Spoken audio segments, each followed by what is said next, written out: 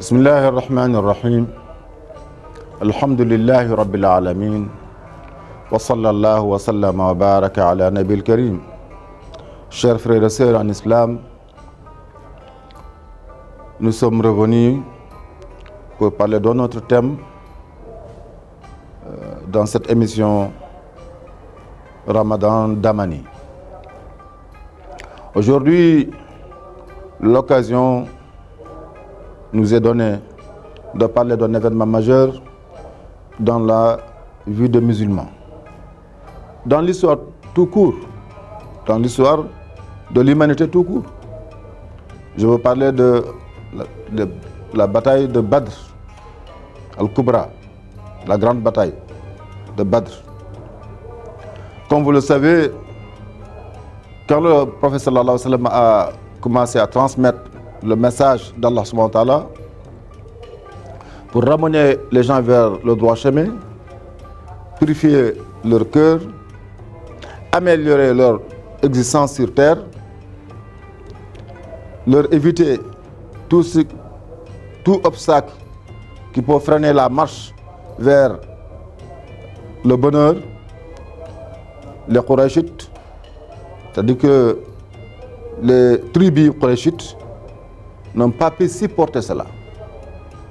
Ce n'est pas parce qu'ils contestaient la véracité de la prophétie de Muhammad sallallahu alayhi wa sallam, ou ils ignoraient que c'est un homme véridique. Au contraire, c'est eux qui l'ont désigné par son nom, par cette qualification, Al-Amin, la personne la plus sûre à laquelle on peut faire confiance, Muhammad sallallahu alayhi wa sallam. Mais le problème, c'est le contenu de ce message. Et c'est ce message qui vient pour libérer les gens, libérer les consciences, libérer les gens physiquement et moralement. Parce que, comme vous le savez, il y avait l'esclavage. Je peux dire même qu'il y avait de sortes qu'on ne peut pas imaginer. L'homme était devenu comme objet dans la société mécoise. C'est qu'il y a les deux pôles de la société. Les marginalisés, comme d'ailleurs partout dans le monde à l'époque, et aujourd'hui même c'est valable. Et l'autre partie, c'était des nobles. C'était des Qurayshites. Donc, en décortiquant le message, le contenu ou le sens, la quintessence même de la ilaha illallah, il n'y a pas de divinité. On renverse toutes les divinités, les fausses divinités, et on consolide la divinité d'Allah subhanahu wa ta'ala. Il n'y a qu'Allah subhanahu wa ta'ala comme maître.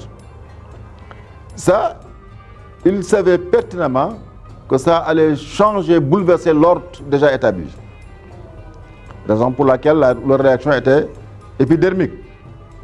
Ils ont tout fait pour combattre le prophète sallallahu alayhi wa sallam. Et les sahaba qui l'ont suivi ont été torturés, massacrés, hommes et femmes.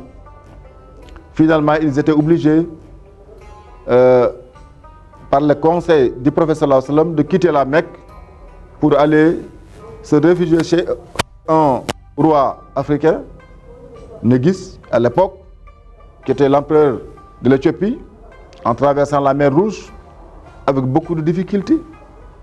Parce que le prophète sallallahu alayhi wa sallam savait que c'est un roi juste. Il l'a qualifié d'un roi juste. Vous ne risquez pas d'être ou de subir l'injustice là-bas. Vous serez protégé. Donc vous voyez la situation qui régnait à l'époque à la Mecque. Par la suite, le prophète sallallahu alayhi wa sallam lui-même a reçu l'ordre d'émigrer, de faire la hijra, de quitter la Mecque qu'il aimait tant, qu'il préférait d'ailleurs, mais il était obligé de quitter la Mecque, cette ville qui a vu sa naissance, d'aller traverser toute cette distance-là de 500 km dans des conditions difficiles pour s'installer à Médine et pour fonder la cité médinoise.